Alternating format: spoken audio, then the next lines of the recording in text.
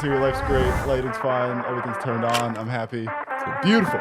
Episode 91 of From Everyone. I'm here learning something today from James Trask from Shapethrower, guitarist of Shapethrower. Oh, yeah. Man, thank you for making the trip out here. I know it's a hike for you guys to come out here. It wasn't terrible. It's like 2 hours, something like that? It was like an hour 48. Hell yeah, okay. I just like never take into consideration of like, I gotta get gas and this and that. So all the little pieces. It's planning day here for one. 120 is not bad for me. Hey, it's all good. On band time, that's very much on time, dude. You'd be shocked how many people, it's like, let's do 1 o'clock. And like 2:30, it's like, yo, you on your way? Like, what should I do here? So you are fire on time there. Before we get into the fun stuff here, up top, if you want to, I'm working on music videos for 2025. So if you want a unique and memorable music video, let's talk. Let's make something happen. Hit me up. Let's make something happen. If you're a fan of music, then go see Shapethrower May 3rd in Tiverton, Rhode Island. And also, stream the new album, Grief Cycle. It's been out for a couple months now.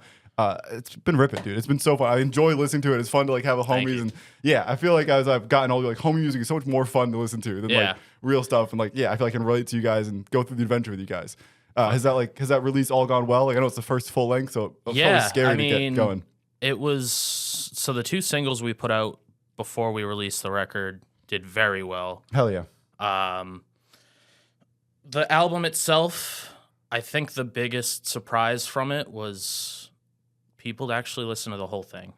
Interesting. Which is kind of a scary thing, releasing a full length, because I feel like first half usually gets more listens and the back half kind of fades away. So which is where we saw Memphis May Fire putting out an album and I think they released 8 singles off of a 10-song album. And it's like, but it's exactly that, right? That's the problem they're solving that everyone runs into. And like, if it happens at the Memphis May Fire scale, it will happen at our scale. Like it happens everywhere else.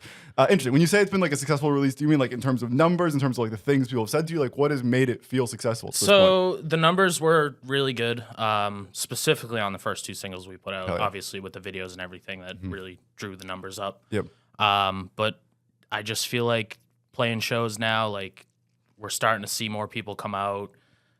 Even last night at Counterparts, like I was running into guys in the bathroom, like, oh, Shapethrower. And I'm like, this is crazy. That's like, sick. I'd never expected that. And I'm very uncomfortable in those moments. Like I always like, that's the goal, right? Like when you're putting something out, you always dream like, I'm going to walk in the venue and they're going to recognize me. And like when I was first getting to shooting shows, like it was like, I would walk in, I like expected everyone to know who I was. And of course no one fucking does because it doesn't grow as fast as you think it does in your little naive head.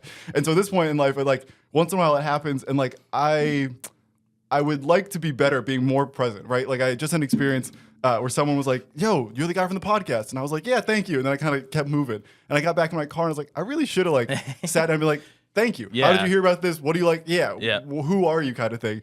But it just like, it catches me off guard. And then I think in podcasts or music videos, like I forget how public they are. Yeah. Like I talk to you in my basement, I do the music video, I send it to my friends, and then I forget that once it goes on YouTube, literally the entire world, everyone ever has an opportunity to see this thing.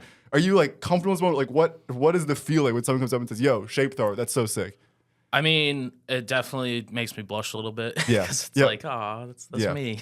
But it's almost weird because it's like in such an oversaturated market. I mean, we play metalcore.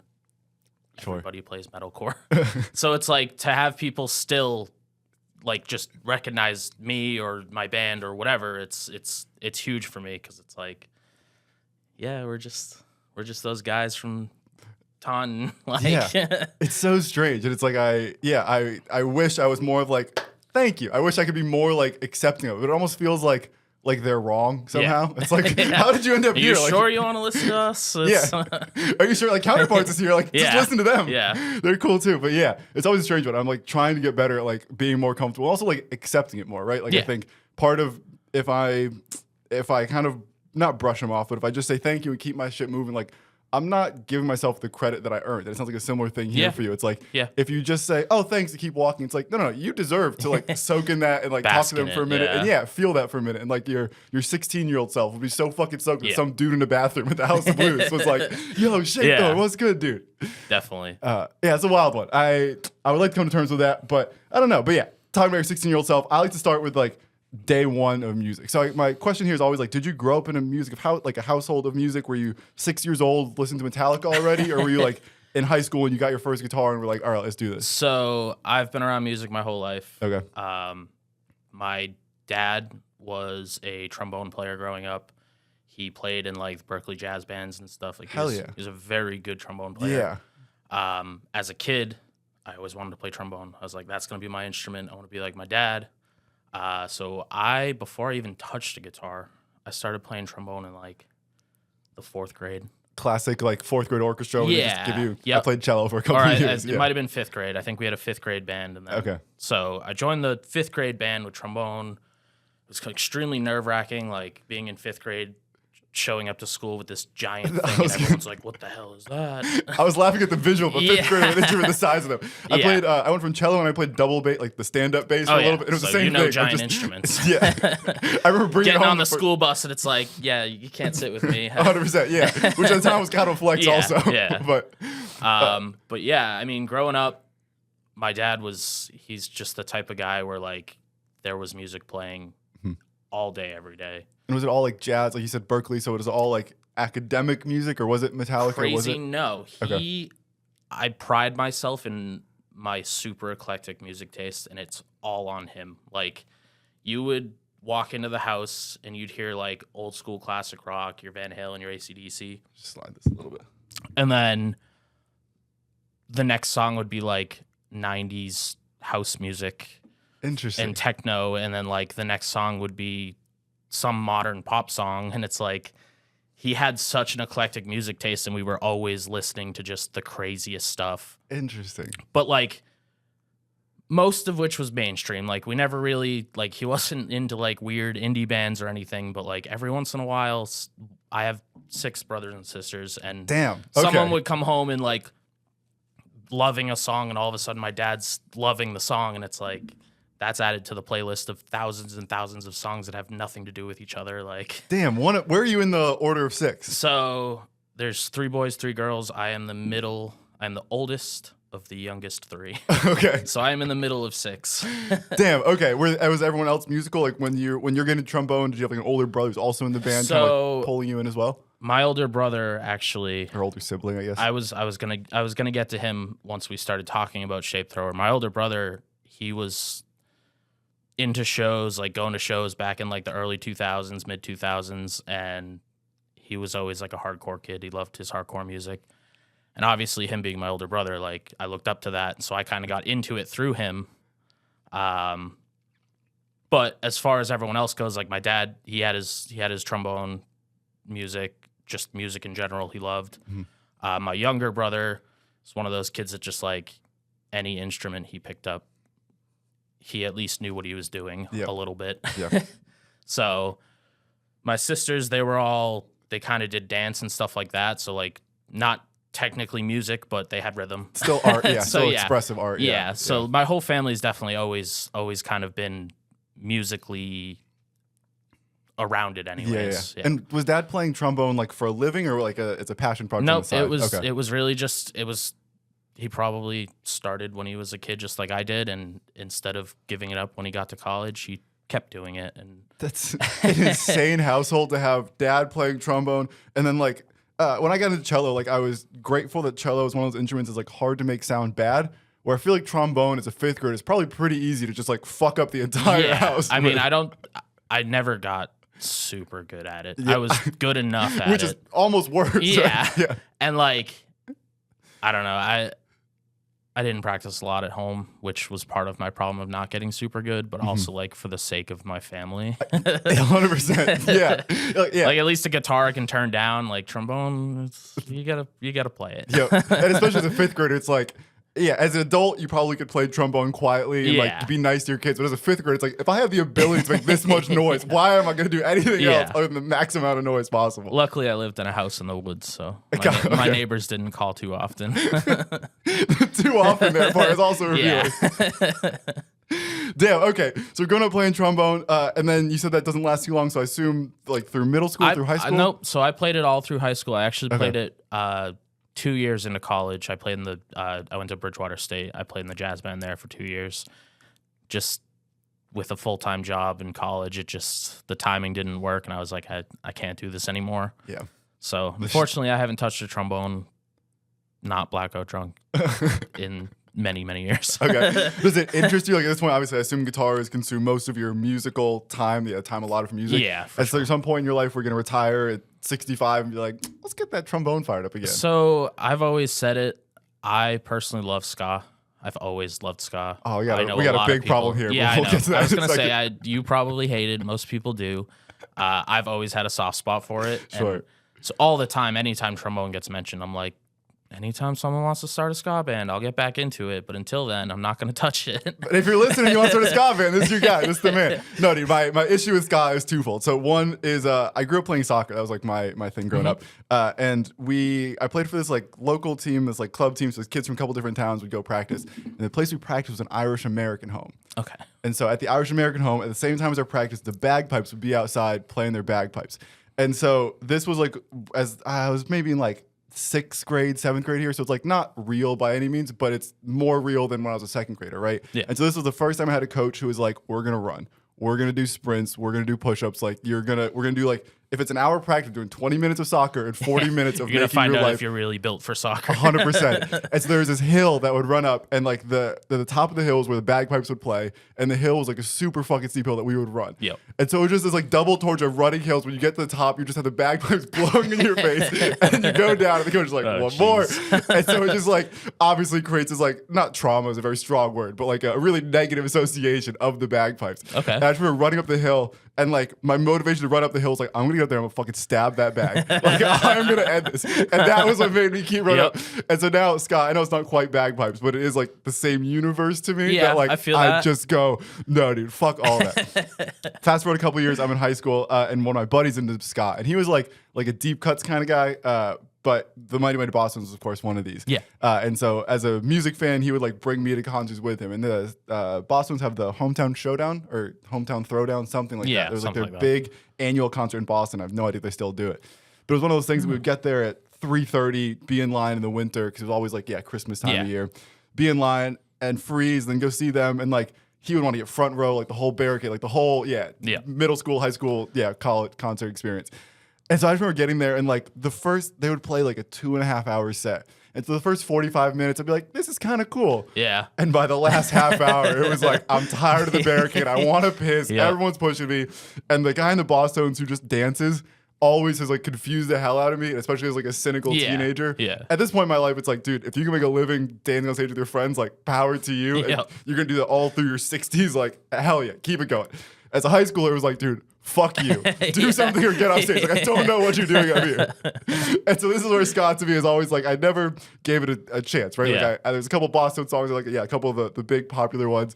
But as an industry, it was always like, no, dude, this is not for me. I think the thing for ska with me was like growing up being a band kid, and like band kids don't get the best treatment in high school and middle school, and it's like to like hear these bands that were doing well at the time, like I mean specifically Real Big Fish. Yep. Like they were huge for me. I've listened to them pretty much since I can remember listening to music.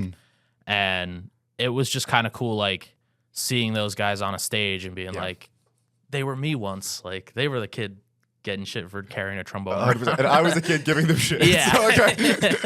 Two sides of the same coin here. And probably I was in the wrong there. But in hindsight, it's like, who gives I don't give a fuck what you like. Like what you like. And if it's ska, I reckon like I'm as weird for liking metal as you are for liking ska or anyone. They're equally small niche markets that it's like most people like country and rap and they would call us both losers for liking these dumb markets. Exactly. But so as an adult, I'm able to be like, I was probably wrong. But as a 16-year-old, I was not wrong. Yep. I was pretty firm in my belief. I feel like everyone I've met as far as ska goes, it's like they either love it or they hate it. There's absolutely no middle ground. It's probably metal's the same thing, right? Yeah. Like no one's ever heard Lorna Shore and been like, this is okay. It's like, this is my band, or why is he making that sound? Like there is just no in between here. Hell yeah. Okay, so the trombone gets us from 5th grade through middle of college. Are there any other like instruments that get involved? Do you ever are you like learning theory at this point? Like so I learned a bunch of theory in high school. Never needed to. That's the one thing. Being this old now, like all of that theory is gone. I was in AP music theory class like my senior year. Like I learned theory. I don't know why, because I never used it, and I still to this day don't use it. Do you think it does pop up though? And I'm jumping ahead here, but like as we're working on Shapethrower stuff, it's like it's a fascinating divide to me of like musicians who either know theory or don't know theory. And it feels like in our world, it's 50-50. And like there are guys who will live and die by theory and guys who are like, no, it's bullshit. I don't care about keys. But it feels like if you have that much experience in it, like as you're writing Shapethrower stuff now, like I know we're not talking about symphonies and orchestras and all the things that theory really gets into the niche of, but like it can't not apply. There must be some expression of it as we're working on Shapethrower. It absolutely does apply, but I don't think you need to know it on like the AP music theory level. Yeah. Like I think you pick up a lot on theory, learning without learning it, that like you might not even know what you're thinking is related to theory, but it is. Yeah. But it's like you might not know it on paper, but like in reality, if you're writing music, there's a level of theory you probably know without knowing. 100%. It's the same in video stuff, right? And it's something that I really enjoy about video stuff, where it's like there's so many things I remember learning in school where it's like, why am I learning this is bullshit? And it doesn't make sense to me. And then like I was a psych major growing up as well, and like or in college, and that also I liked because like you would learn something and go like, oh yeah, I know 10 people, and that explains them to me in a way. And as I got into film, it's the same thing of like, or the common one is the rule of thirds. So there's like a grid, and you try and line stuff up on the grid. And like it was one of those things that as you learn, you look back and go, oh yeah, every single thing I've ever seen follows this pattern. Yep. And I feel like theory must be the same thing of like, definitely. Yeah, you're not writing a breakdown, wondering about it, but it must, all come back to the same thing. Yeah. And I guess if you were in like a Tesseract kind of band, then maybe theory is even more appropriate. But there's definitely a level of playing in any form of music where like if you don't know theory, good luck. 100%. Were you like a fan of theory, or was it just like you needed to? It was the best AP class, like it felt. So in my high school, I went to Mansfield High School. We had electives, so obviously there were the classes we would normally take, but then we had electives. But being in band, I didn't get electives because band took up that space. Gotcha. Until my junior and senior year, I got electives, but at that point, it's like I don't want to take like some entry level random class. Like I took wood shop, yeah, it's like I might as well just continue with music. So that's like I was never really dead set against learning theory, but and I assume also you have band friends. Your friends are also doing that. Yeah, so like, let me just exactly. stick with them. Why I knew every single person in those classes. They were all considered friends. Like. Were you like I played cello for a little bit, and I played I think through middle school, and not in high school, but like in orchestra there was always like the first chair kind of thing, and I was my claim to fame in middle school orchestra was that we got new bows in the middle of my 8th grade year, so I just never put rosin on my bow. So I got through my whole 8th grade year without making a single sound on my cello. So I was not at all the first chair kind of guy. Were you a first chair trombonist kind of guy, or were you in the back without the rosin on your bow like me? So I was kind of unique. So there were 2 trombone players pretty much all throughout middle school, and it was just me and another kid in my grade. And because we were the only 2, we were essentially just, it was like, all right, do you want first on this one or do you want second on this one? Gotcha. So like, yes, I was a first trombone chair, but like on a professional level, I would be the guy in the back, like still trying to put my instrument together. Hell yeah. Which is a guy I can relate to a lot more in the first chair. Yeah. Music, it's crazy how much of my life has been in music and how not musical I am. Where, people can play music. It's like just a magic to me that I can't quite understand. So that, the first chair person was always like, I can't relate to. I don't understand how this makes so much sense to you, how you can hear notes, or like, with the cello, there's a point where like you put like the tape on, it's like mark where the finger is. And at a certain point they go, get rid of the tape. Yeah. And I was like, why? Trombone is similar too, because like there's positions of the slide. Yeah. And every teacher I ever had was like, you got to learn the notes, because it's kind of like guitar tabs, for example, where like you could just put 1, 3, 5, whatever, and that's where you're going, and you don't have to learn the notes. You just kind of know where the slide goes and change your lips. Yeah. And so like every teacher I ever had was like, no, you got to learn the notes, and I didn't. Yep. Obviously, I still use guitar tabs. It's so much easier. Yeah. So like I could read music and like could follow along and play those type of things, but like there was always a little cheat sheet that me and my buddy would have where like we would write the slide positions under each note, and like that was a big taboo. You weren't allowed to do that, but we still did. The fucking Rebel James over here. Hell yeah. Okay. And then like, are you doing like any lessons outside of school, or is this kind of like a school thing, and at home you're no longer trombonist? I was a part of a percussion ensemble. We were very blessed in Mansfield. We had a very competitive percussion ensemble. Basically, it was a full show. It was like 7 minutes of music. Wow. The band director would write this show. It was usually a compilation of like 2 to 3 songs, and he would pretty much make it for like, we had drummers behind us that were marching in like a choreographed show. I was in the front ensemble playing auxiliary percussion stuff, so cymbals, wind chimes, just random stuff, but also like marimbas and xylophones and all of that. Cool, okay. That stuff to this day has like pretty much shaped me into the musician I am, because we were competing on such a high level back then that like our lives were consumed by it. Interesting. We would practice 3 days a week, Monday, Wednesday, Friday, from like 5 p.m. to 8 p.m. and then Saturdays for 10 hours. So it was like, what the fuck? What are you doing for 10 hours on a Saturday? Just running the same 7 minutes of music over and over and over again. Is this high school? Yes. Wow. That's insane. So like, yeah, it was an incredible amount of time. I ended up quitting my junior year or my senior year because I was like, I don't want to do this anymore. Like it consumed, like I could not have any other hobbies outside of doing that. Yeah. Because I didn't have time. I'm shocked that you went from there to then joining a band. Or I guess it makes sense of like, if music was that much of your life, it would stay that much of your life. Yeah. But it also seems like that's the perfect recipe to make someone never want to play music ever again. Where you always hear about the kid athlete, where it's like, I had a friend who was a gymnast growing up, and that was his thing of like, he was a competitive gymnast. He was, traveling New England, whatever, doing like, not national competitions, but regional competitions.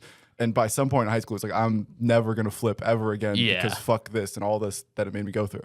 At the point that it got me to, as far as like practice regimen and just like, we literally had to play that 7 minutes of music perfect.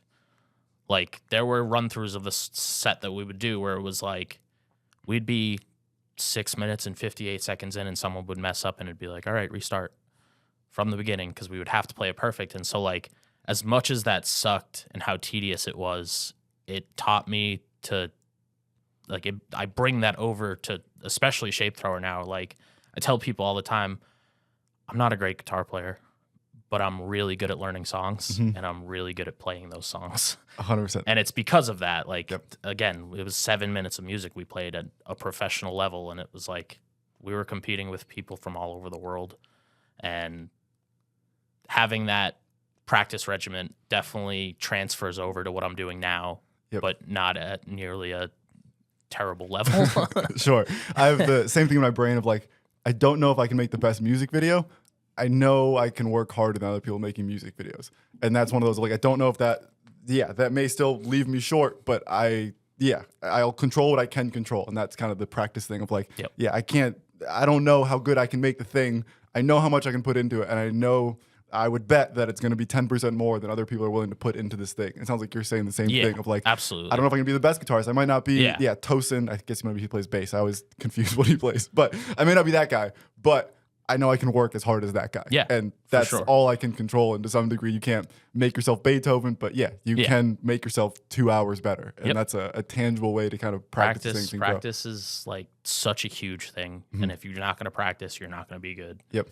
And it's like, I think my biggest takeaway from that is my old band instructor always would say, like, because you'd have to practice outside of all of that time we're already doing it, because those times that we would all get together would be rehearsal, and rehearsal's not when you practice.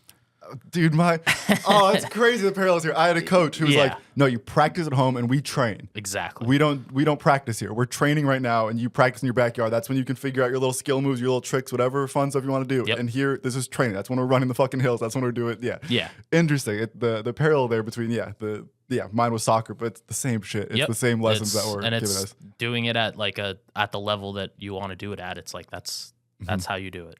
Was this, what's the term? Conductor? What's the term of the leader of this group?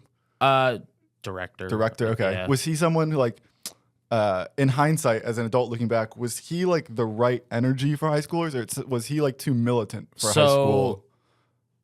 The whole ensemble had, I think there was like 5 or 6 people on staff. The guy that taught our drummers was terrifying. He was a scary man, just emotionless, angry looking. He would just call you a fucking idiot. Like we were high schoolers. He would call us fucking idiots, and like, but it drove home like the point, and our drum ensemble was fantastic because of it. Yeah. But the actual director, so my older brother did the percussion ensemble. That's kind of what pushed me to do it. Gotcha. When he was in his freshman year of high school, the then band director for me was a senior. So he was also in the percussion ensemble. So I've known that man for like most of my life. And he took over when I got into high school as band director. And he had always done the percussion ensemble on the outside. But it's kind of weird, just like, yeah, I knew you when you were a senior in high school. And now like I'm a senior in high school. Now you're my boss, so to speak. But he was super cool. Like he was a first name guy. Like he did not want to be called by his last name. But like he only let the kids that like were in those ensembles call him by his first name. So like we'd be in class and like he'd be actually teaching us in a class, and I'd raise my hand and be like, "Hey Matt," and he'd be like, "It's Mr. McGuire." I'm like, my bad. But yeah, no, he was super friendly with all of us, and like he wasn't that much older than any of us, so like the energy was there. Like he wasn't just some old dude like trying to tell us what to do. Like wasn't the drum guy. Yeah. Interesting. Okay, and then I assume this all builds like competition season at some point. Was this like a 1 month thing in the spring or something that was just dense and crazy? We would start rehearsing for the season like midsummer, and then the competitions would actually start like, I want to say like January. Okay. And yeah, it was like 3 months pretty much of competition. And are these like local, regional, like how far are you traveling for a lot of these? There was a local circuit, NESBA, I think was the name of the circuit. It's New England Scholastic Band Association, I think is what that boils down to. So we would travel to like any other high school in the region that also had one of these competitions. Pretty much every high school would host a day, one weekend, every weekend for however long we did it. And there was that, and then there was WGI, which is the actual, like, that was where we were competing against the rest of the world. We would drive to Dayton, Ohio every year. Damn. Load like 35 high schoolers and like 6 teachers and a bunch of parents into a coach bus and drive 18 hours. Damn. Not fun. It's so close to being so fun where like a road trip with your buddies in high school would be fun, but when there's that much pressure and stakes on it. But also like as much as we were all buddies, like you put that many high schoolers in a room together for that long, there's drama and a lot of drama. Sure. Like, to the point where like the best show I think we ever played, we failed miserably out in the World Championships because there was so much drama between everybody. Damn. It was like really bad. Damn. The part of my brain that likes reality TV wants to pry into that, but I know we're talking about the lives of high schoolers, so let it pause for the moment. But damn, that is a wild. It feels like a movie. Like it feels like the plot is already there, ready to be, and you could make a definitely coming something of age you story. Can make a pretty crazy reality TV show about. Sure, like a Dance Moms-esque. Yeah, it is the same energy. Yeah. Yeah. Damn. Wow. Okay, so that really forms you, and that feels like a good recipe for now becoming into a band of like you have the travel component, all the stress component, and like. Yeah, I assume it also makes it easy to like get on stage for the first time, right? So I think Shapethrower, if my notes here right from the Topics Under the Stairs podcast, so shout out those guys. I believe the Shapethrower starts here when you're a senior in high school. So are you like partner with a buddy when you're technically speaking? Me and the original guitar player Mike, who we'll get into that in a little bit, I bet. Me and him got together our senior year over our mutual love of a band Heart in Hand. Okay. If you ever heard of them. I haven't, no. They're from the UK. They were like, I don't know, they put out maybe 3 albums between like 2010 and 2015. And just to clear my timeline for me, so you're tromboning, you said that that really peaks in like your sophomore year of high school and junior years when you're like, I'm good on this, I need my free time back, I need life, and that's... So trombone I did it through college. Percussion ensemble. Gotcha, okay. That stopped. Junior year was the last year I did it. I like showed up to practice the summer of my senior year, and they like tried to move me to a different instrument, and I was just like, you know what, I'm out. I'm out. Yeah, I gotta go my license. Yeah, I got ice cream to go eat. Yeah. Like I didn't get my license till I was 18 because I didn't have time. Yep. Okay, so that's Freeze at the time, and then senior year of high school, you partner up with Mike, and which is funny because me and Mike weren't really friends until our senior year, but all of our friends were mutual.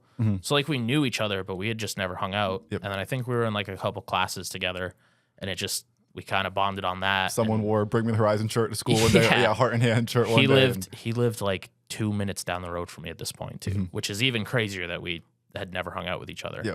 But also speaks to how busy and how insane. And I guess also as the middle of 6 kids, it's like you had all the friends you need in your house. Yeah, like exactly. It wasn't.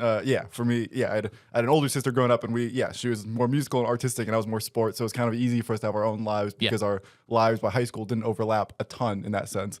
But if you have 6 kids in the house, the older brother, there's enough chaos that it's like, I don't need to go to someone else's house. Definitely we got enough it chaos. all built in here.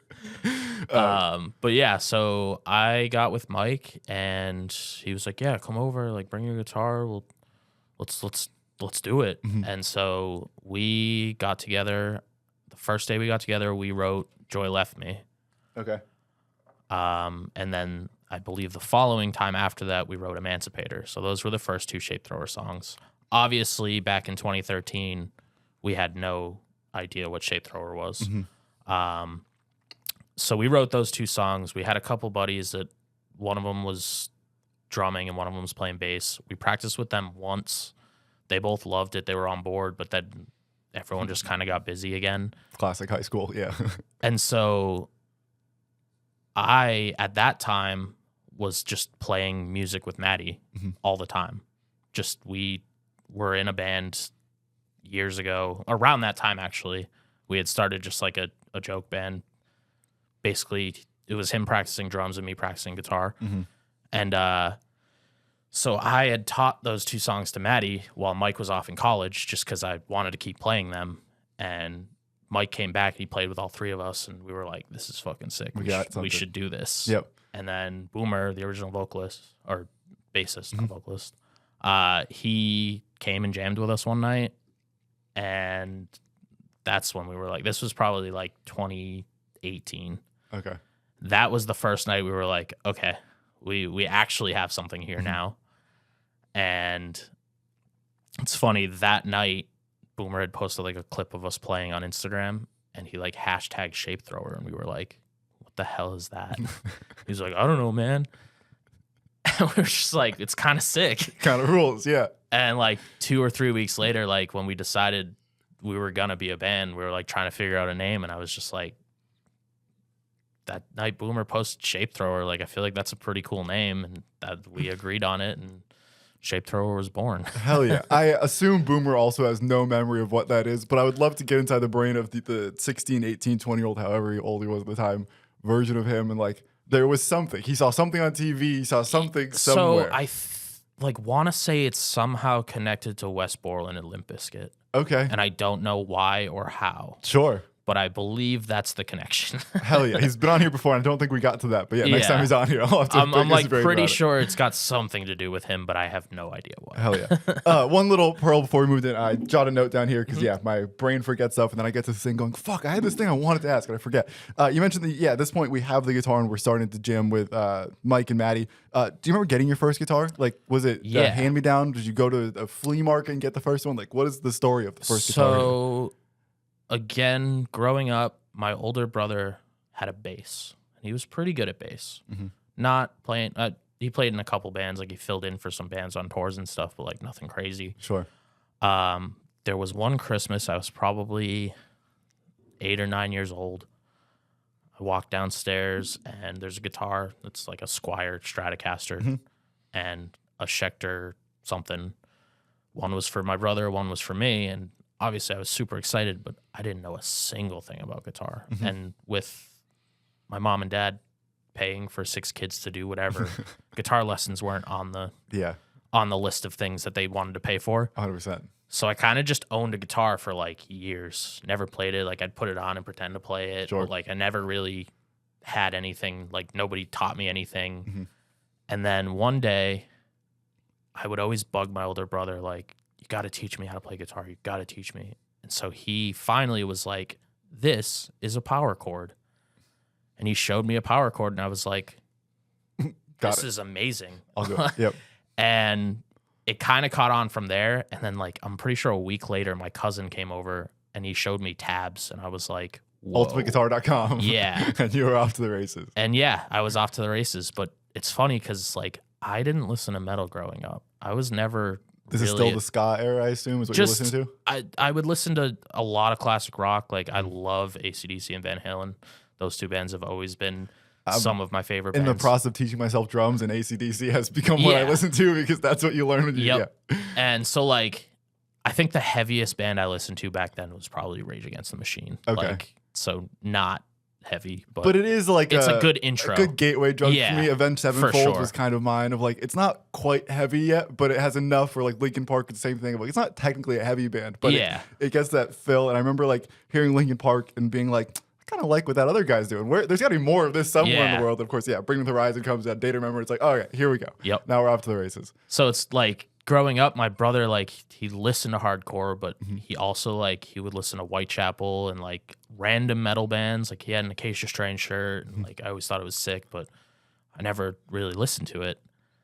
Flash forward to me meeting Matty, and, like, I'm pretty sure the second day I met Matty, he, like, gave me a Ghost Inside CD, and I was like, this is it. This is what I want to listen to for forever now. So, like, I really went from, like, classic rock / eclectic music taste to just, like, I think I started actually listening to, like, modern metal in 2010. Hell yeah. I'm probably about the same, somewhere in that same neighborhood. Yeah, it would have been, somewhere about that same was where I would have discovered Bring the Horizon, and gone down the rabbit hole from there and found more niche. And definitely the rabbit hole. Eventually get into local shit. And cool. You mentioned Shapethrower. It sounded like it wasn't your first band. It sounded like you, like, fiddled around in other little projects, and then. So I was actually in a I don't want to say successful, but I'm gonna say successful. Sure. Melodic hardcore band. It was called Do No Harm. Okay. It was 3 kids I went to high school with. They were a couple of years older than me, so they were in college at the time. And one kid from, like, some random town in Massachusetts that they met in college. We started, I think, in 2012, and I think I quit the band in, like, 2015 or 2014. But we put out a couple records. It was melodic hardcore. I was kind of tricked into it because at that time they were looking for a second guitar player, and they had actually asked Mike, the original guitar player, Shapethrower, and he was like, nah. And so my buddy Ian was like, well, what about James? I was like, yeah, I'll do it. That's so funny. They told me it was going to sound like Counterparts. Okay. And at that time, Counterparts had 2 records out. Their very first EP, which was essentially just a bad metal record, and then their first full length, which was, like, kind of softer melodic hardcore. I'd only listened to the first record. So they were like, yeah, we're going to sound like Counterparts. And I was like, sick, we're going to play breakdowns. It's going to be fucking awesome. Yep. And then I get to the first practice, and they're like, all right, these are the songs we have so far. And I was like, there's not a single breakdown in any of these songs. But I ran with it. I mean, it was fun. We played a ton of shows, but we were just, like, the local band. Like, we were playing the same venue every week. And it was fun. Back then, like, southeastern Massachusetts had, like, a really good local music scene. Lots of, like, Knights of Columbus, VFW shows. Played a lot of those. I think I put out the first record and the release after that with them. Then I helped write the third release, but before we released the third one, I ended up leaving the band. Just, I'll call it artistic differences. Sure. To me, it's like, I always hate talking about bands endings. It's like, I understand they usually end with some kind of mess. And to me, it's like, I don't want to tell one side of the story because I know there's always 2 sides to the story. And especially in the context of 18-year-old us, it's like, for sure, neither side was perfect. Probably there were some differences on both ends that could have been improved. I can touch upon it because I think it's hilarious. Sure. So I'll start with, back in the day, there was a venue called Thieves Grotto. Okay. It was a basement in Boston, but you could fit, like, a couple hundred people in it. I say a couple hundred. In reality, it was probably, like, you could fit comfortably 90 people, but a lot of people would show up. Yeah. But at that time, there were cops sending out emails to bands that were playing these underground shows because they wouldn't put the address for the show on it. It would just be like a Ask a Punk type of thing. Yep. So there were cops emailing bands to try to get the addresses to show up. Oh, like Undercover. Yeah. So okay. What a shitty job. Imagine being a cop and being like, yo, I'm going to save lives. I'm going to stop crime. And you're just dealing with 16-year-olds playing loud music. So we had gotten one of those emails about one of those shows, and we had posted it on Tumblr. And I know nothing about Tumblr. I never used it. Mm-hmm. It blew up. It went absolutely viral. Like Project X metalcore version. Yeah. To the point where we had an executive from MTV reach out to us. Oh my God. It was one of the producers on the show Catfish who wanted to do like a one-off documentary on like underground music. And I'm like, this is our chance. This is it. 100%, yeah. Everybody else in the band was like, nah, we don't want to do that. We don't work with the man. They literally, it was too corpo for them. Yeah. That was their saying. Yep. So like that was strike one. Right away, I'm like, okay, well, we just had a huge opportunity to put our band in front of a ton of people and said no because we didn't want to. It's the classic all publicity is good publicity kind of thing. Like even if MTV is not exactly who you want to, it's like you got to appreciate how many people are under that umbrella. And if you can get 1% of their audience to look at your name, that's an enormous jump from the 90 people you're playing to the VFWs before. Yeah. And then what actually got me out of the band was I had gotten us a show with Era back before Era was like even a little bit big. We were playing, it was like a VFW show in Providence. Oh yeah. And I loved Era back then. Like, I was so hyped to play this show, and they dropped it like a week before because they were like, I don't think we fit the bill. And I literally was like, cool, I'm out of the band. Yeah. That's going to be that. Yeah, that'll do it. Dude, it's funny those shows you look back on, it's like, damn, we never knew who Era was going to become. Or like, I shot a show one time. It was at a place called Hardcore Sweets. It was like a bakery around here, and they would like make cupcakes, and all the cupcakes, I'm going to butcher the name, but it was all like Metallica based names, or like the song, like the cupcake would be named after the classic Sad But True, or something. It'd be Sad But Chocolate or some kind of cupcake.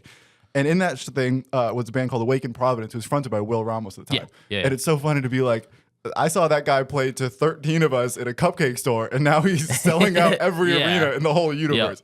And it's wild how those things change over time. It's definitely crazy. I mean, even just like being friends with Matty in the beginning stages of Euclid was like, Will was in that band like days before he blew up, pretty much. Like, damn, of course, Ben's the same thing. Yeah, exactly. Damn, okay. So then my other question I like to ask here is like your first time on stage, but I assume that your first time on stage was like way more comfortable than most people's because you had this rich history of band stuff where, it's a different instrument, different environment, but like you've been on stage, you've been in the spot, like it wasn't new to be playing your art for people. Do you have any memory of the first time playing like a band show, a guitar show on stage? So, yes, and it was weird. Okay. As good shows are. But I do want to say my very first time actually performing on a stage in 5th grade, my first year learning trombone, we had our like music showcase. But because I lived in Mansfield, Xfinity Center's in Mansfield, so they had us play there. Wow. And there were like 300 people that showed up to watch the 5th grade band. Wow. And in an arena. Yeah. And I composed a song to play, just me. It was me, the other trombone player, and then my dad actually came on stage and played with us. That's so sick. And so we played our little band show or whatever, and then the band director introduced me and my friend Anson, who also played trombone, and we had to stand up in front of all of these people at Xfinity Center. It was 5th grade again. Like, that's the scariest thing I was shaking so bad. I will still to this day, I will never forget. I let go of my slide at one point, and it almost shot off the stage. And that probably would have ruined any of me ever getting on stage again had that happened. So yeah, that was actually my very first time playing. Wow. On any stage. Well, that is as insane of a first time. And like I'm trying to think of like the mind of the adult who makes the choice to put the kids on that stage. And I guess you're saying like it's cool for them, but to me it's like put them in the school gymnasium. Yeah, like make it comfortable so it can be successful versus this where you're like, yeah, you're setting up for failure. You're right. If the slide falls off and you're playing in like your school gymnasium, it's like I might have been a baseball player after that. Yeah, but there's a road to recovery. But when you do it on the stage at scale, I know it's not sold out to the arena, but you're still looking at all the empty seats. Like you still feel the weight of how big this thing could be. And as a fifth grader who's no fifth grader is like stable enough to like not process to be ignorant to this, like you would have to feel the weight of that. And that's it feels like such a high risk thing to put a fifth grader in. Yeah, it was, looking back on it, pretty crazy. Like I don't know if I've definitely played to bigger crowds now, but like not bigger venues, not many times. Yeah. Wow, damn. Okay, so then do you remember first time on stage? I guess anything after that would have been a walk in the park. Yes and no. So my first time ever playing guitar on stage, I was in a band with my younger brother who played drums, and it was like 3 of our friends, and we played covers. We covered Paranoid by Black Sabbath, Bulls on Parade by Rage Against the Machine, and I don't even remember Boulevard of Broken Dreams by Green Day. Absolutely. That's one of the ones I'm learning right now. Yep. So, yeah, we played those 3 songs. The band was called Stop, Set, Go. That's irrelevant. Sure. But at this time, my oldest sister owned a dance studio. Okay. In Watertown, Massachusetts. And she obviously put on a yearly recital, and one of the years that she did it, she asked if we wanted to play in like the intermission. Mm-hmm. So they sold out the Watertown High School auditorium, which was probably like a good 500, 600 seats. Mm-hmm. And we went and we played in front of this massive group of people, and we weren't good. My sister was a dancer growing up, and so I have vivid memories of these dance recitals, and that seems again like I had some comics on here, and they were talking about how like comedy is one of those things like you can't surprise people with comedy. You have to do comedy in a comedy room. Because if you just go up into a corporate room, was one of their examples of like or like one of them had to do like a benefit show, so like it was basically a funeral that someone's like, go do 10 minutes of stand up.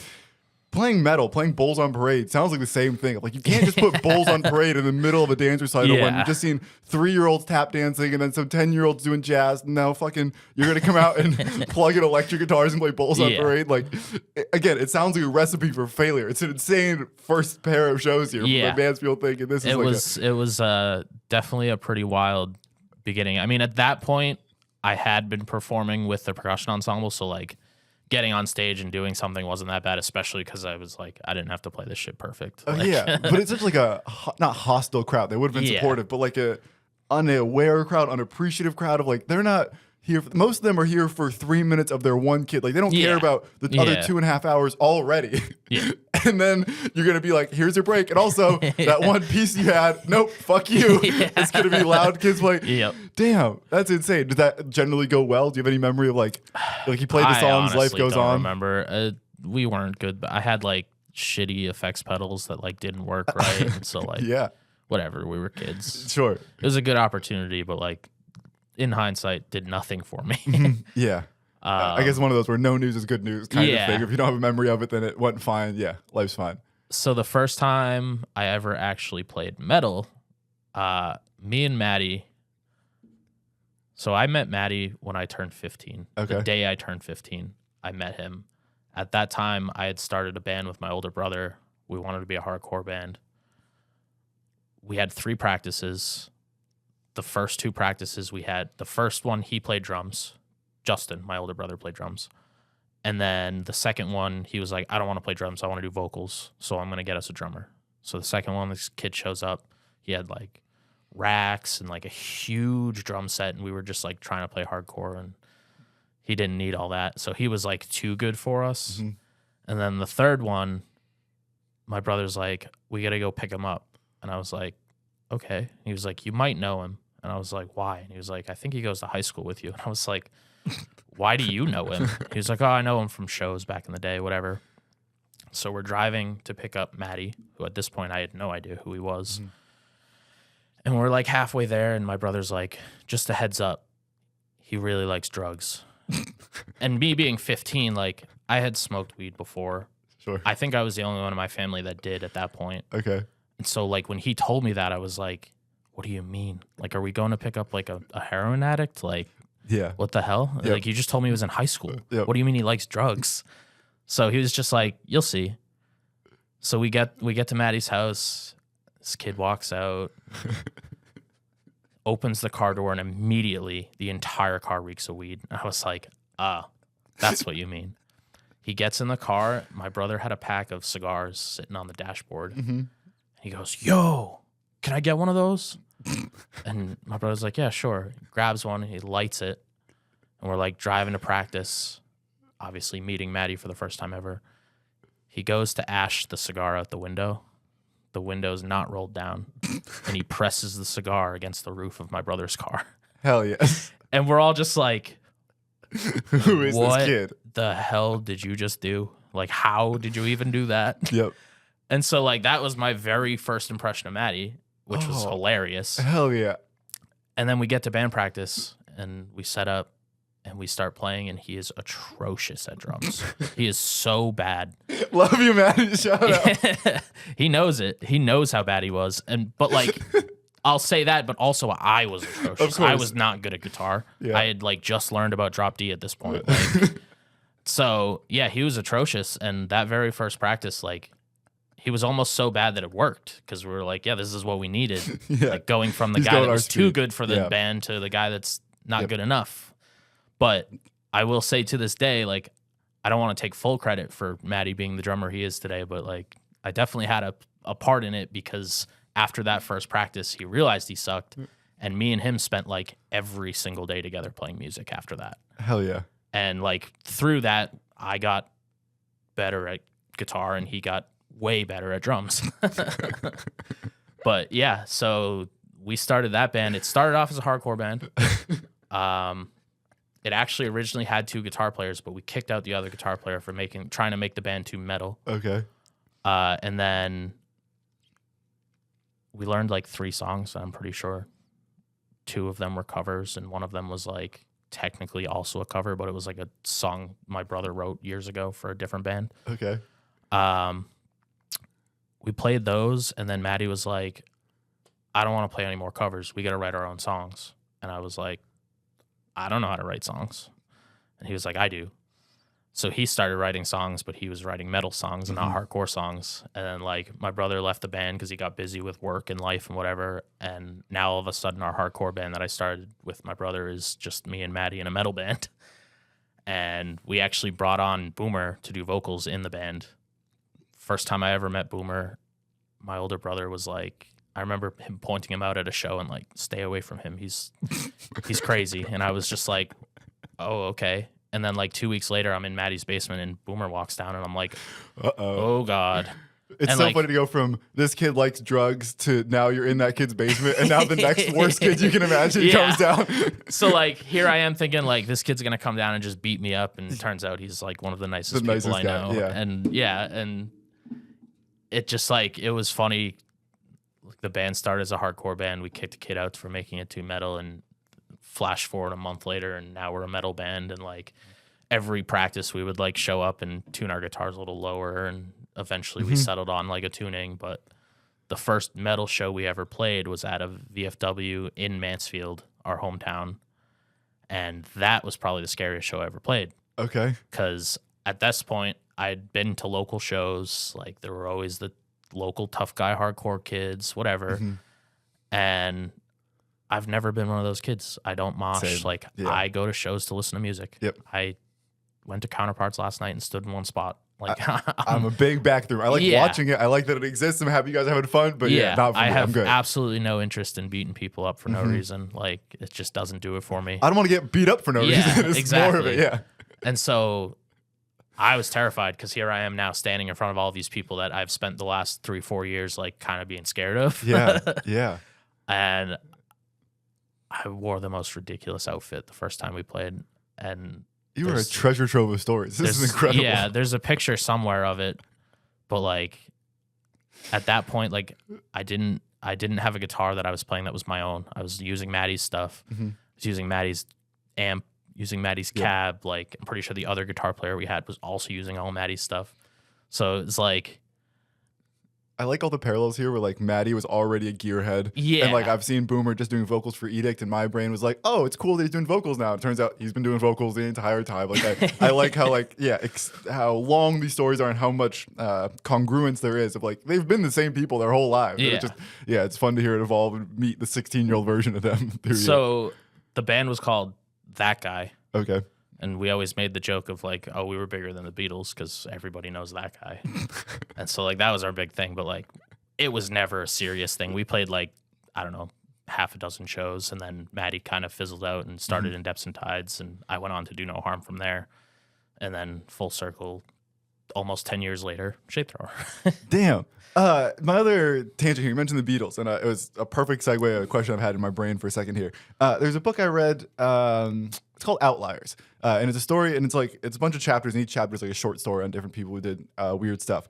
And one of the chapters is about the Beatles, and it talks about how like it's the 10,000 hours kind of principle, and it talks about how the Beatles, like before they came to the States and blew up, they were playing bar shows in the UK, and they were playing bars, and they would go up at 8 p.m. and play till 3 a.m. or some just like insane thing. They were playing 7-hour sets like all the time, constantly. And me neither. But what the book argues is like what that meant is that by the time they got here, they were so tight and so good at playing live music and so comfortable on stage that it's the perfect thing for them to go explode because they already had it. Whereas so many people get on stage for the first time, and I don't have to tell you about it. It's like it's not comfortable. I've honestly never been on stage. I've never played a show, but like I can only imagine how scary that is. It sounds like you had a similar recipe here, but like by the time you were actually like on stage doing something you wanted to do, you'd been on stage so many times from as a kid playing percussion and all the other band instruments to then a bunch of bands half-assed here and there, a bunch of talent shows, all the little things, VFWs. That then by the time you like actually want to do the thing, you already are like so much comfortable on stage that you're years ahead of every other 18, 20-year-old who wanted to start a band. Yep. Do you like feel that? Like do you feel like you appreciate all the shows, and even though they weren't all perfect, they weren't all ideal, but does it feel like it was a good foundation for you to then build off of and make Shapethrower what it is now? Absolutely. And it's like, it's one of those things where like you get the show jitters and stuff out of the way now. So like nowadays it's clockwork. I mean, everyone obviously still gets the jitters a little bit, but it's... You still want to do good. You still want to make it happen, but like we definitely go on stage like knowing we're going to do good now, which is...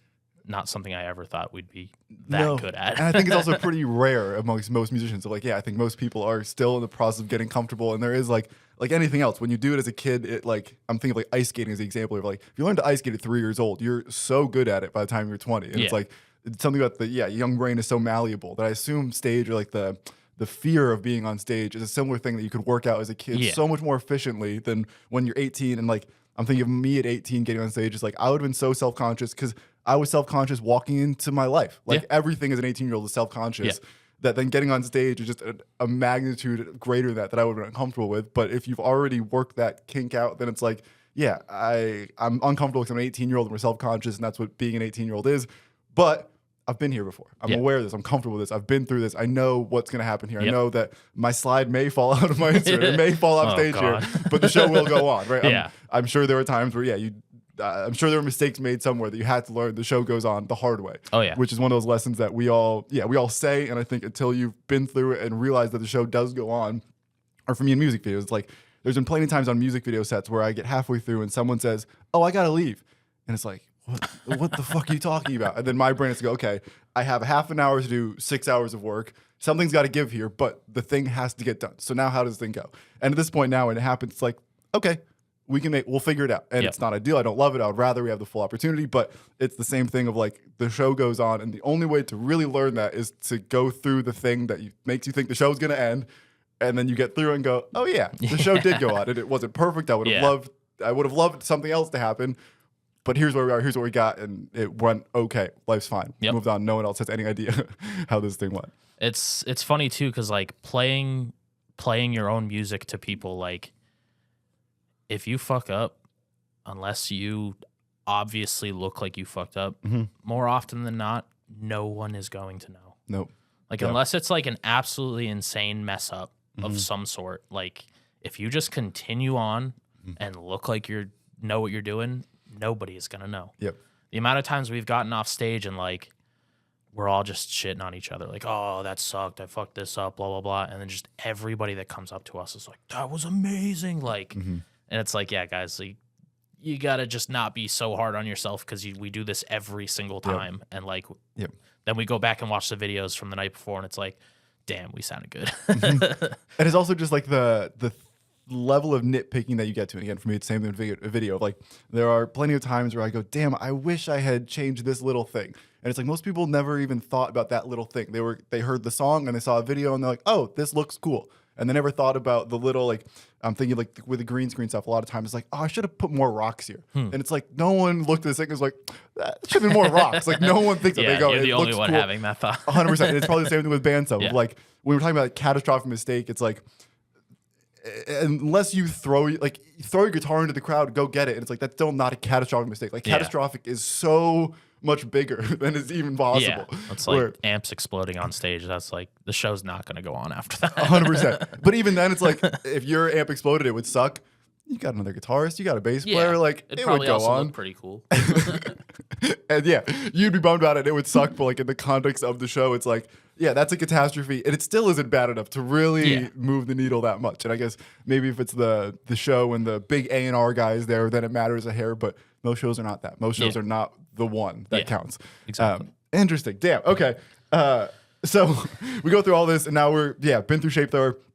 For a couple of years now. We got the full length that just came out. It's streaming everywhere. What stands out as like a highlight now of the Shapethrower year? So you've been through all the adventures. There's been a bunch of shows, a bunch of VFWs. The record comes out. What stands out as something that like you're very proud of in the Shapethrower years? What's something that like either sentimentally meant a lot to you, was an achievement in a more tangible way? Like what feels like a high watermark for you so far? So just releasing the full length for me was years ago. We kind of all sat down as a band and we're like, what do we want to do? Like, are we doing this or are we not? And me and Mike at that point were both kind of just like, we want to put out a full length because it's not something we've ever done with any other band we've ever been in. And like, people will tell you not to put out full lengths, but we were just like, this is what we want to do. We want to do it legit with the CD, the booklet, everything. And so like, we got to that point, and like, for me, that's definitely my biggest accomplishment, achievement, putting out that record. But it's honestly, like, I think one of the biggest things right now is like, we're getting paid to play most of our shows. And like, that alone is like, it's not life-changing money, but no, it's not at all. But it's enough that like, we rarely have to pay out of our own pocket for band stuff now, which is that coupled with the release of the record. It's like, those two things probably. Hell yeah. Yeah. I have the same thing as I look back at my early days of camera stuff. It's like, there are a lot of times where I felt like I was on top of the world, and in hindsight, it's like I was pretty close to the bottom of the world still, but it's like those $20 photo shoots, like I've done more $40 music videos than I can begin to communicate to you. And like the idea of doing 10, 12, 15, 20, whatever the number of hours of work for $40 now is like, I'm good. I would love never to do that again. But at the time, it was like, someone's going to give me money to do. Great. I don't give a $40, $2, like whatever. If it is money, it counts. And it all feels the same. 100%. Yeah. And it is an exciting thing. And I think, it's so hard to get paid for the first time. And once you get paid the first time, it's like, oh, we can $50 more next time. And that progression is, always so gratifying to see. And I'm sure the merch sales are also. When we first started asking for money too, it was kind of like, oh, well, how many people you're bringing, this and that. And we're like, it's less of that now. Like now it's just like, that's cool. We're growing and it shows. Hell yeah. That's exciting. Yeah. And I think it's also, it's one of those, like, I hate celebrating money because it's like, we didn't get into this for money. Like, it would be great to make a living. It would be great to have a Lamborghini paid for by metalcore, but like, I understand that's not realistic. And it's also like, I've also come to terms with, it's like, there's no amount of money that will make me happy. Like, it's just, and I've heard this, to some degree, I think I felt it on my own level, but I've also heard people who are far more successful being like, there's no amount of money that's ever enough. Like, if you make $200,000 this year off metal, you're just going to be looking at the guy who made $250 going, how do I get to that level? And so it becomes this like insatiable pit that you're always trying to grow and put more stuff in. It's never enough. But the flip side is like, it's incredible to look. And I think money then, because it becomes a metric of success, and it's like, X amount of dollars isn't changing my life, it isn't whatever. But damn, me at 16, if I knew that someone was going to give me money to come play this guitar here, it's like, going back to Matty, and it's like, if you, in that fucking, when you and your brother pull into that driveway and the drug addict kid walks out, and then if you in that moment do like, me and that guy are going to get money to go, like, no way, this is incredible. And I try and lean into that of like, I don't like using money because it is not the end all be all, but it is a very tangible, real thing of like, this is value. People are putting value into this thing, and this is the metric of how much value they're putting in that thing, and that is undeniably exciting. And I think I don't know. Money's always a weird thing where it's like it's so. I want to be self-conscious about it, but it's like no. It is it's not everything, but it is worth celebrating. It is like the only real tangible metric, and like I guess streaming numbers kind of, but it's like streaming numbers can come from a lot of places. They can be fake. And you just never know where those are coming from. 100%, and even more so, it's like. There are bands with 50,000 listeners who are drawing less people to their shows than someone with 10,000. Yep. And it's like, maybe they just struck a chord with someone in Indonesia. Yeah. Or they gave someone a couple $100 to help those numbers go up. Yeah. And money is like an undeniable thing of like, no. No one went to the promoters like, yo, you should give Shapethrower money. Like there was someone on their own volition said, here is the number. Beautiful. That's exciting. Congratulations on that. I think that's something that, it's, I don't know, easy to look up the mountain, hard sometimes is kind of smell the rose and be proud of where you are. So it's important to celebrate that, I think, when we can. Beautiful. And then we're talking about highlights. So of course, the opposite shoe has to follow here is lowlights. Is there, my favorite thing to ask about is like venues you've played that are like unorthodox. And so again, I'm going back to hardcore suites here of the Cupcake Shop. Like, is there a low light of Shapethrower? And I don't mean like me and Matty got so mad at each other or whatever. Yeah, I don't care about that, whatever personal drama. But like, what is a low light of you showed up to a show and we're like, we have to play here kind of thing? Or you drove 9 hours and turned out it was a shed, not the thing? Like, what is one of these moments that really tested you? I think there's two specific things that really pop into mind with that. Okay. The first one, this is probably 2 Octobers ago. Okay. Maybe 3. We got offered like a Halloween show somewhere in Connecticut. I don't remember where, but it was like a 3-hour drive. Mm-hmm. And we were like, I can almost guarantee it was in Woodbridge, Connecticut at the ATC. Yeah. Like almost like that is the classic. I think that's what it is. So we drive all the way down there. We show up. We walk in. They're like, oh, you guys in a band? We're like, yep. They were like, what band? We're like, Shapethrower. And they're like looking at the list and they're like, we don't see that band on here. And we were just like, excuse me? Tracks. And I like pulled up the flyer on my phone and was like, here's the flyer. There we are. And they're like, well, I don't have you on the list here. And at this time, we brought Vinny Bellows with us to do sound. Mm-hmm. And so he also drove all the way down there with all of his gear.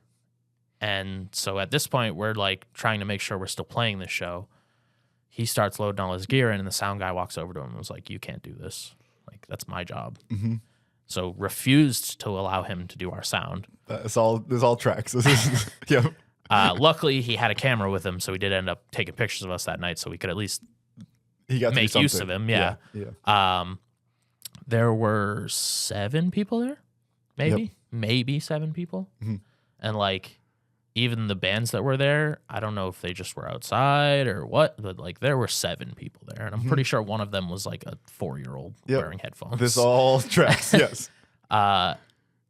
We sounded great, but it did hard to be absolutely nothing for us. Yeah.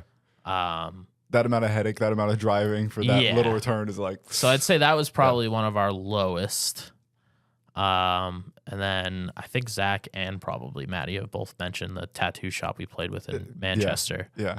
That was just like, we were shoved into like a space no bigger than this. Yep. And we played 2 shows there. The first show we played, they like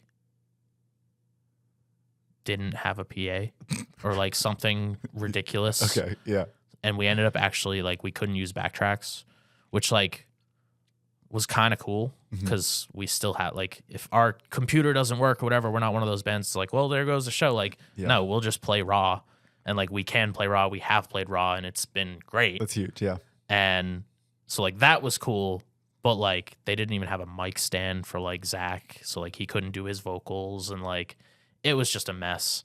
And then the second show we played there, basically we were like, we're never coming back here unless you guys have a PA, like the proper stuff we need. Don't have a show unless you can have a show. Yeah. So the second show we played there was much better, but I think we were second to last, and like halfway through our set, or no, but right before we went on, it was like 9:45, and the owner of the place was like, this is shut down at 10. And we were just like, there's another band on after us. So now we're like trying to figure out like, all right, what songs do we cut? Like whatever, like we're only gonna go play this. And then someone came over and was like, no, you guys are good. I talked to him, whatever. So we played our whole set, and then the band after us gets on. They set all their shit up. They play one single song, and the guy comes in and just shuts the power off and is like, we're done. So like I felt really bad because that last band was sick too. Yeah. And like I was excited to see them, and yeah, they played one song, but they were local guys. They were good sports about it. They were knew just it like, wasn't you. Yeah. Damn. Yeah, that venue has since been shut down. It's a nice full cycle moment though, from that tattoo shop then to filming your music video in a tattoo shop and having the whole thing too. And it is kind of a there's a full circle story in there. Like we couldn't even get on stage in that one, and now this tattoo shop is opening their doors to let us come film in there and have the place to ourselves for a couple hours. So hell yeah, full circle. Shout out, go listen to Shapethrower. We have nailed our hour here, and if we got a couple more minutes here, I'd love to get into the fishing stuff here. There's two little parts here. As I get ready for the podcast here, my job is always, and it feels very creepy and weird in the moment, but it's just stalking people's social media. Like it's just scrolling through and just seeing what do people talk about, what do they know, like what can I. I catch fish. I do, and it was funny how much it was fish, guitar, fish, guitar, fish, guitar. And There's been two constants in my life, and it's fishing and music. I assume fishing also starts as a kid. Is fishing also a family thing? Is that also like the? Yeah. So my grandfather, he actually with my uncle owned a tackle shop in Scituate growing up. It was called Trask Tackle. Okay. I don't have too many memories of that. I was so young back then, but I do remember like getting my first fishing rod there and everything. And so like my dad, he was the fisherman.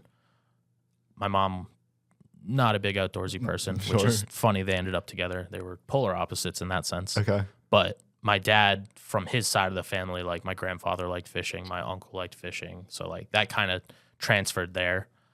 I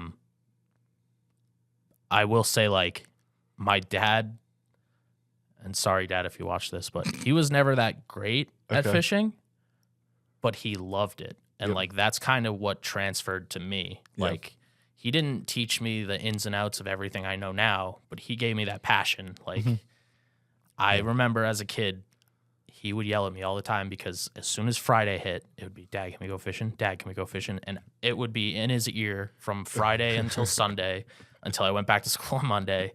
And I was like, looking back now, I'm like, oh my God, I don't even want to have kids because of that. Like, like, God forbid I have a kid that gets that obsessed with fishing. Like, that's gonna be a nightmare. Well, I'm laughing knowing what we know now about the universe as adults. It's like probably you were in his ear being like, "Can we go fishing?" And he was in your mom's ear being like, "Can we go fishing?" Definitely. So you're just kicking it up the chain, and it eventually had to get approved or shut down by someone. Yeah, beautiful. My two little notes here that I had is one. I saw you had like an article and a cover photo in the Fisherman magazine recently. Yep. Is this like a magazine? Are you like involved with it? Like, how did you end up submitting an article? How did you end up on the cover of the magazine? Like, how do these two things come to be? So, I was on the cover of one of them, and then I did an article for a different one. Okay. Both the same magazine. It's the Fisherman. I am friends with someone on Instagram. I think his name is Brian. I could be wrong. That's okay. But shout out Brian or whoever you are. He's been following me on Instagram for years. When he put me on the cover of the magazine, I think it was just a timing thing. Like he must have just opened Instagram and saw that picture and been like, this is it. Cause he hit me up. It was like, hey, mind if I use that picture or whatever? And I was like, yeah, go for it. Cool. And so like, I got that. It was just a digital copy of that. So like there wasn't a physical copy of me on the front of the magazine. Okay.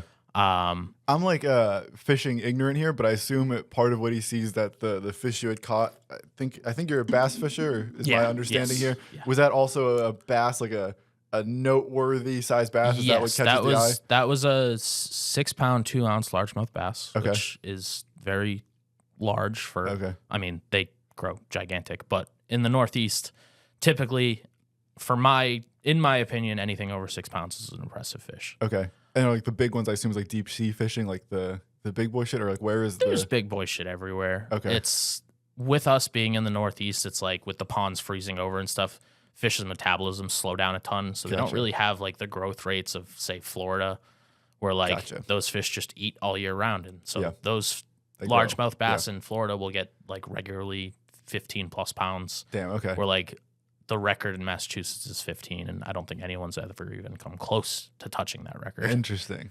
Is there like have you ever gone down south to fish, or have you always done it around here? No, I have not done much traveling at all in my life. Okay, except for the band stuff. Yeah, I'm very much a New England-based guy. Cool. Okay. Is there any desire, like, does that like is that on the bucket list somewhere? Are you happy in the local ponds? Is it mostly ponds and lakes? Yeah, okay. Ponds and lakes. I'm very happy with my local ponds and lakes, but the bucket list is ever growing. Sure. There's so many species of fish that I just have to travel to see. What's one of them? What's one that like is somewhere on the bucket list? Peacock bass. Okay. It's a type of bass, obviously. They're crazy colored. They got like crazy reds and greens and yellows, and then they grow these like giant humps on their head. Okay. But they get gigantic. And how big is gigantic? Like 20, 30 pounds. Damn, like just a large fish. Yeah. I think they're mostly like South America. You can catch them in Florida, but they're invasive. But like everything in Florida is invasive. Yeah. Yep. But yeah, so like that's probably number one on the bucket list. Okay. But I'd love to catch them all, but that would be impossible. Shout out Ash Ketchum. Yeah. It's like deep sea fishing is that interesting? Because to me that's where the biggest fish would be, is in the biggest body of water. Yeah. Is that like a totally different sport, or is that an interesting thing to you to do at some point? So I actually, my whole fishing life really started in saltwater. Okay. I went crazy like around the age of like 15 to 18, pretty much when my metal music journey also started. I was saltwater fishing any moment I could. Okay. And then as soon as I got my license, it was like even more than I already was. Yeah. And I ended up catching a striper, which is a saltwater version of a bass. Okay. That was pushing 40 pounds. Holy fuck. And that's a lot of fish. Yeah, it was a very big fish. I was by myself. There was no one there to take a picture. So I have a picture of it on the ground. And I was so young. I was so excited. That, and like I put the fish back. I don't keep these fish. So take a quick picture, run back down to the water, try not to fall in and die. Like revive this fish and let it swim off. And I was so excited. My scale had actually said 50. And like a 50-pound striped bass is like the coveted, like every striped bass fisherman wants to catch a fish that big. So my scale had said 50. And so I'm like just this excited young kid, like, holy shit, I just got a 50-pound striper. I posted it in like on a Facebook group, and I got dragged through the mud. I had guys sending me like death threats online because that stolen fish, valor. Yeah. And like, again, I had no idea. Like what ended up happening, the scale I was using was a Bass Pro Shops brand scale that only went to 25 pounds, but you could tear it out. So I must have teared it out at one point and it just maxed out. And again, I just saw the number, threw the fish back in. So I'm like posting online, like just caught a 50 and blah, blah, blah. And again, there were like old dudes messaging me on Facebook, like, take that shit down. Like, I'm going to show up to your house and kill you. Blah, blah, blah. Oh my like, God. Yeah, it wasn't that bad, but it was. Yeah. So I deleted every picture. I deleted anything about that fish and slowly got into freshwater fishing. I was like, this is not worth it. Like, death threats to my life because I posted a fish that I thought was a big fish, but it was not a 50 according to the internet. Not a Guinness Book of World Records fish, but a big one. Damn, that's an insane. I guess I got some advice when I was starting out, and so this is kind of a tangent here. But when I was getting into shooting shows, it was like I want to shoot the shows of the bands that I like. And at a certain point, the advice that I got was like, don't underestimate the size of an audience that you're not a part of. And it was one of those like kind of eye-opening things of like, oh yeah, even if I don't love this band, they're still selling tickets. Like someone still loves them. And even if I don't, who cares? My job is to work with people who do love them. and this sounds like a similar thing. Like I never would have appreciated that there was this much of a cutthroat nature in fishing. Yeah. But it's an audience that I'm just not aware of, so I don't appreciate the scale of it. And yeah, to those people who've been doing this their entire lives, I would argue they could be a little bit more accepting and kind and understanding of a kid doing what he thinks is cool. But also, like, yeah, I never would have guessed that that exists in the universe. There's some crazy people in the world. Hell yes. And most of them fish. And then my last little piece here before we wrap up, I also saw you were like fishing in tournaments, and I just like fishing to me feels like gambling, where it feels like a probability game. And I guess then the skill is in increasing your probability and knowing the times and the places and the kinds of baits. What is tournament fishing, or like what do you? I assume it's one of those things of like the best guy may not win every time, but he's gonna be in the top 5 most of the time. What are like things you're doing in a tournament to try and make you a better fisherman? Where I assume it's just 10 guys go out in a pond and whoever comes back with the biggest fish wins. But like, how do you set yourself apart? What is like some of the skills that you're using to get a bigger fish in a tournament? It boils down to mostly just having like an idea of most of the lakes we fish these tournaments on. There's only so many big lakes in Massachusetts. So it's like, if you get into like a tournament trail, like you're going to be fishing mostly the same lakes. Like it's not like I'm showing up to a lake for the first time ever and being like, all right, okay, let's see.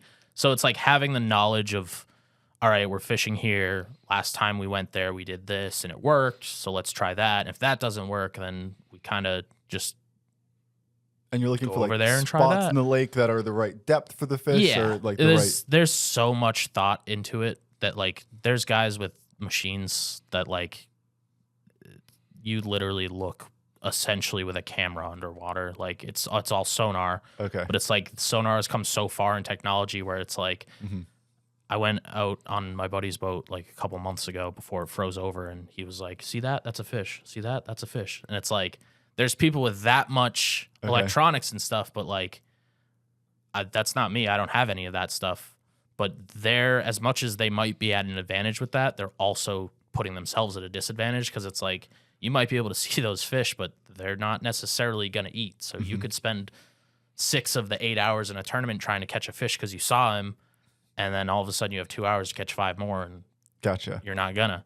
So it's kind of just like having the amount of time I've spent on the water, I can show up to any body of water comfortably and catch a fish. Like whether it's the fish I'm going to or not, like I'm confident enough in my abilities in catching fish that like, put me anywhere, I'll catch one.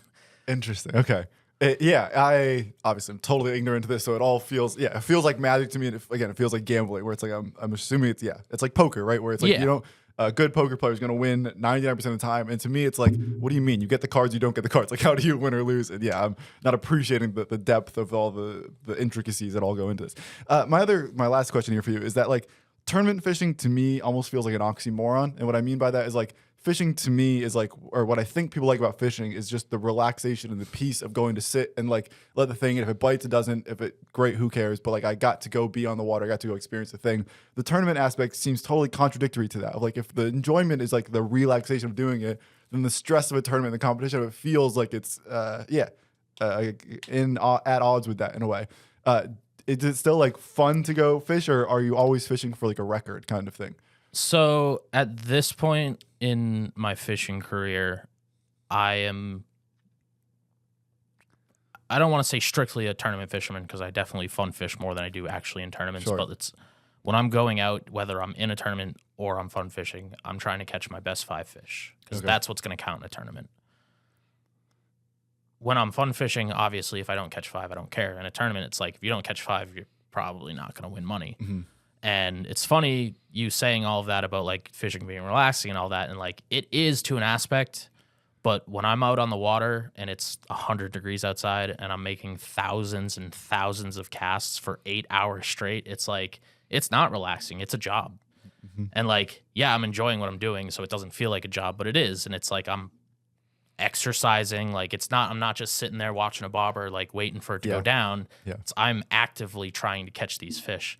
And it's like really funny because like I come home and I'm exhausted and I'm like ready to go to bed, and my girlfriend's like, all you did was fish. And I'm like, come out on the boat for 8 hours and do exactly what I do, and come home and tell me you're not 100%. Exhausted. Yeah, I got into golf last summer, and to me it's a similar thing of like I'm the relaxation golfer in this example, where to me it's like I go out there and like I'm terrible, I'm not doing good, but like my whole joy is just being out there and going through the motions, and like I've accepted that I'm not going to score well, so just do my best and have fun with it. And then the idea of like competitive golf to me is like insane. Of like, it just seems so long, it seems so intense, it seems like there's so much pressure and everything, and it's like, why put, like, just enjoy the thing.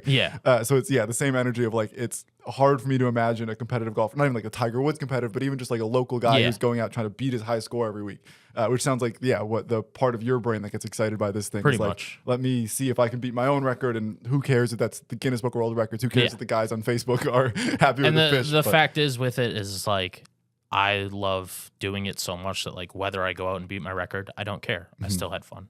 I've had days, 8 hours on the water in a tournament where I have not caught a single thing, and it's like, or not caught anything worth. Too proud of. And it's just like, it sucks. I'm out $100, but I had fun. Beats a day at work. 100%. Hell yes. Beautiful. We did it, James. I appreciate you coming through here, my man. So yes, as we wrap up here, episode 91 of From Everyone with James Trask. Go listen to the new Shapethrower album. Go see their show May 3rd in Tiverton, Rhode Island. It's a fundraiser show. I believe it goes, there was someone who passed away, and it's a memorial of them, and it benefits their child's education, college fund. So yeah, please go donate to that. Please go support that. May 3rd in Rhode Island. Beautiful. James, where can people find you on social media? Where can they follow you? Where can they find Shapethrower? Where can they find you on social media? I am Jamethrower on Instagram. Shapethrowers, you'll find it. Hell yes. It'll all be linked below. Beautiful. And then my last thing that I go out on here, the album just came out. What's one song on the album people should go start with? So there's the singles out. Is there like a deep cut that you would recommend people to start with? I think telling people to go listen to an album is like overwhelming. And for me as a listener, I go, fuck, I don't know. As a band guy, what is a song on the record that needs more love? Do they start with the singles? What is one place that someone should start with the rap? Listen to Next Life, because that song rips. Hell yes. That's the one. Beautiful. If you made it this far, please leave a like on the episode, comment, subscribe, do something cool that makes me feel good. If you made it this far, you couldn't have hated it that much. So like, leave a like. The show is small enough that one like does help. So yeah, please do that. Have a great time. Episode 91 From Everyone. We fucking did it. See you next week.